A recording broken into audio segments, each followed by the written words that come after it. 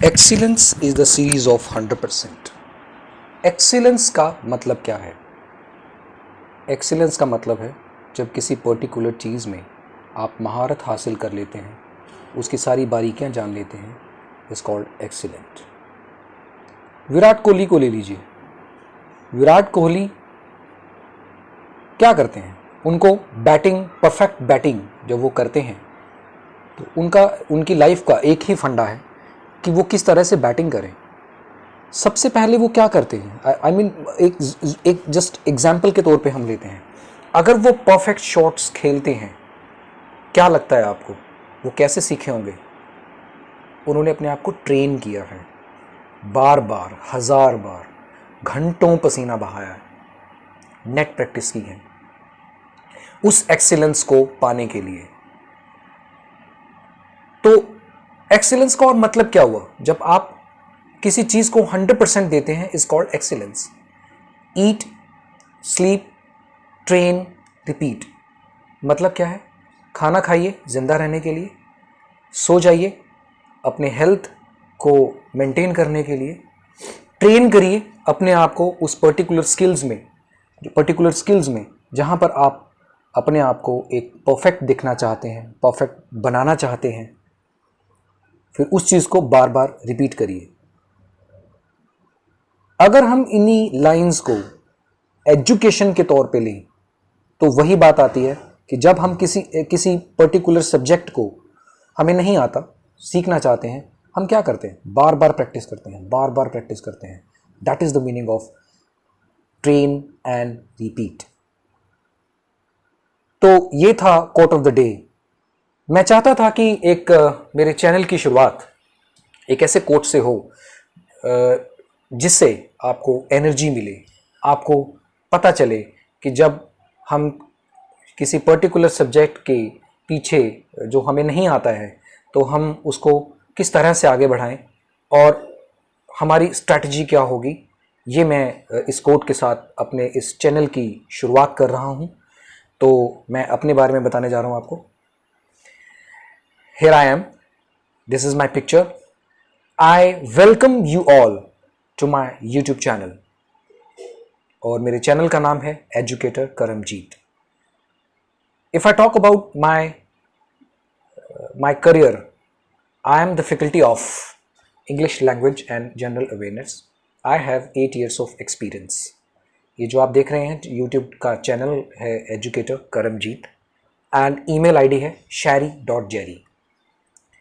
अब हम इस चैनल के ऊपर क्या करने जा रहे हैं? हमारा मेन क्वेश्चन ये है। इस चैनल के ऊपर हम इंग्लिश लैंग्वेज को समझेंगे। इंग्लिश लैंग्वेज का मतलब क्या हुआ? जानते हैं आप। तो जिस तरह से कंपटीशन एग्जाम में बच्चे इंग्लिश लैंग्वेज में ही पीछे रह जाते हैं, तो हम इस चैनल पे उसी लैंग्वेज की शुरुआत करेंगे। तो सबसे पहले हम देखते हैं इंग्लिश लैंग्वेज में हम करेंगे क्या। पार्ट 1 में देखते हैं, टेबल ऑफ कंटेंट देख लेते हैं। पार्ट 1 में क्या है? Basic grammar and vocabulary. Basic grammar में क्या है? बहुत सारे स्टूडेंट ऐसे हैं जिनको बेसिक ग्रामर का पता ही नहीं है कि बेसिक ग्रामर में होता क्या है। बेसिक ग्रामर में ये बेसिक चैप्टर्स होते हैं, जैसे subject verb agreement. Subject verb agreement में क्या होता है? सब्जेक्ट के हिसाब से वर्ब का अग्रीमेंट।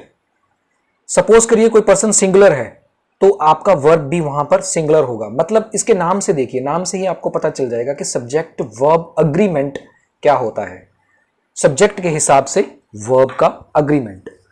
आर्टिकल्स क्या होते हैं?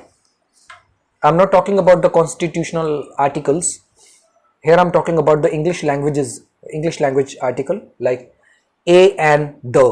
कैसे यूज करना है और किस तरह से हम ए का यूज डिटर्मिनेंट्स में भी करते हैं, वो सारी चीजें हम देखेंगे। Noun and their numbers, pronoun, adjectives, verb basic advance, adverb, preposition, conjunction, time and tense. Time and tense में बहुत एक एडवांस लेवल की चीजें हम करेंगे। Basic, advance, conditional sentence, question tags, voice and narrations. तो ये चीजें हम कवर करेंगे अपने आने वाले लेक्चर्स में। वोकैबुलरी में हम क्या करेंगे? Synonyms, एंटोनियम्स, idioms, and phrases, phrasal verbs. बहुत सारे स्टूडेंट ऐसे हैं जिनको idiom and phrases, phrasal verb में डिफरेंस का ही नहीं पता है, बेसिकली इनमें क्या फर्क होता है ये भी हम देखेंगे आगे चल के।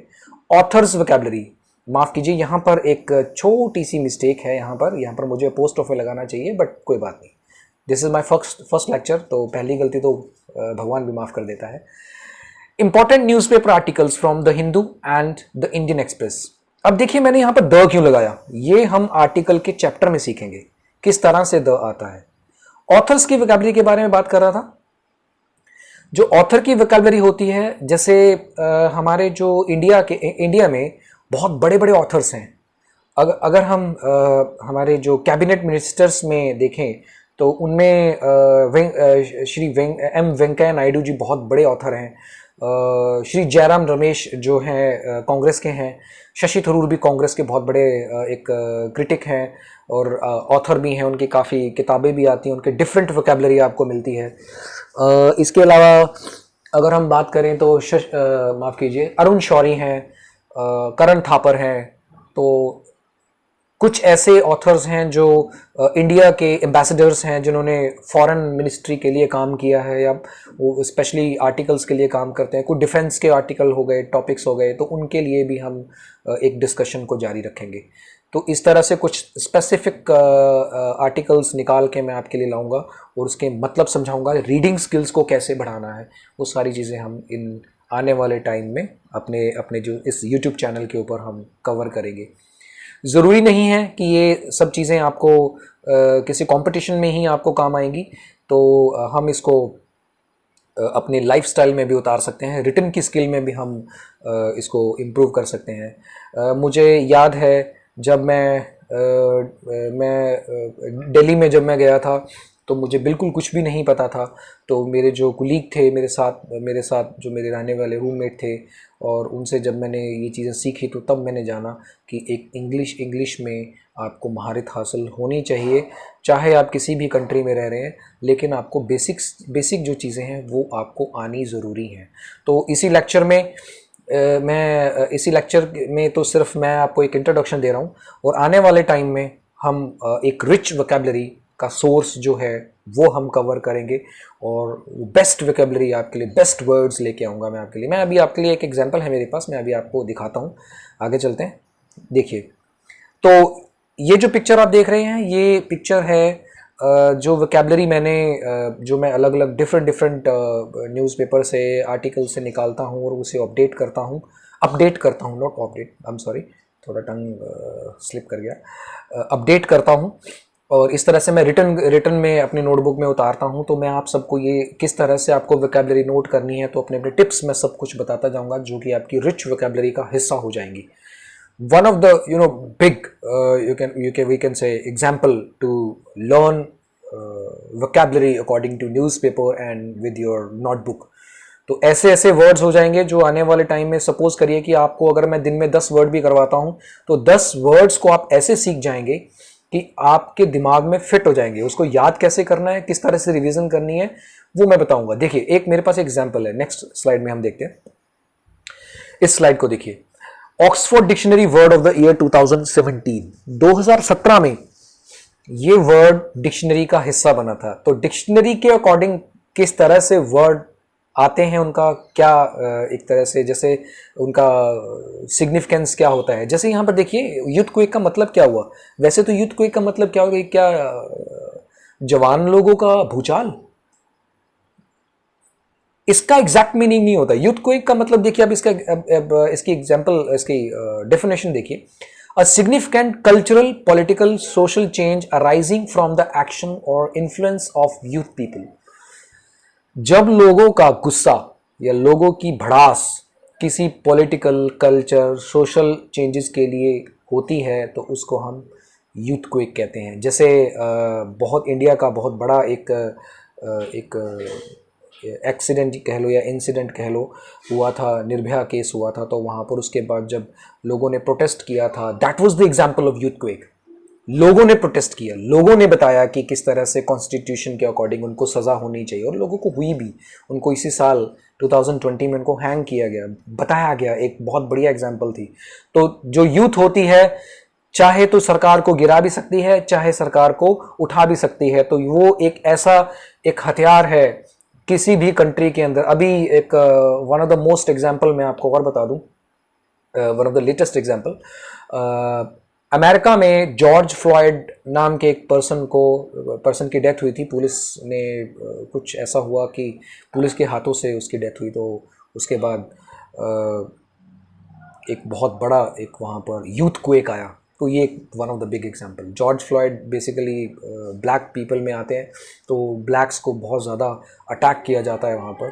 तो प्लीज़ मेरे शब्दों को थोड़ा सा क्लैरिटी के साथ देखिए, जो मैं प्रोनाउंस करता हूँ वर्ड्स को, तो वहाँ पर आप इसी तरह से आप खुद भी कॉपी कर सकते हैं। It is up to you. You can learn, देखिए you can learn each and everything from who are presenting the words or who are presenting his speech, who is presenting the speech। कोई भी अगर रिप्रेजेंटर आपको world में, मैं दुनिया की, India की बात नहीं कर रहा हूँ, वर्ल्ड में किसी भी पर्सन को आप एक अपना गुरु धारिए जिससे आप इंस्पायर होते हैं, उनसे सीखिए। मैंने भी बहुत सारे गुरु धारे हुए हैं मैं उनसे सीखता हूँ, उनके वर्ड सीखता हूँ, उनकी भाषा सीखता हूँ, उनका स्टाइल सीखता हूँ। आज मैं आपके सामने हूँ, आपके सामने। This is my initiative and आगे जो भी होगा हम देखेंगे। तो ये मेरे इस पार्ट 2 थोड़ा सा डिस्कस कर लेते हैं। कॉम्प्रीहेंशन है, क्लोज टेस्ट है, फिलर्स हैं, single, double, triple, parajumble, basic, advance, match the column and other types of questions. मैं एक बैरियर हटाना चाहता हूँ। जो लोग ये कहते हैं कि एसएससी की इंग्लिश, बैंक की इंग्लिश, मैं इंग्लिश को इस तरीके से सिखाऊंगा कि आपको, चाहे वो हाई स्कूल का बच्चा हो, चाहे वो स्टेट पीसीएस की बात कर रहा हो या यूपीएससी की बात कर रहा हो, क्वेश्चंस की क्लैरिटी जो होगी आपके सामने होगी। और इसी तरह से पीडीएफ फॉर्मेट में जिस तरह से वीडियोस आएंगी, इसी तरह से आप उसको अटेम्प्ट कर सकते हैं। तो दिस इज़ माय इनिशिएटिव। और आई होप कि मेरा ये इंट्रोडक्शन का जो एक लेक्चर था, छोटा सा लेक्चर तो नहीं था, बस अपना इंट्रोडक्शन ही था, वो आपको पसंद आया होगा। इन फ्यूचर में आपके लिए बहुत अच्छे क्वेश्चन मैंने प्लान कर लिए हैं, और very soon we are going to start our initiative. And actually I have started already. I have already started this initiative, and this is all about me, and this is all about the upcoming syllabus which we are going to do.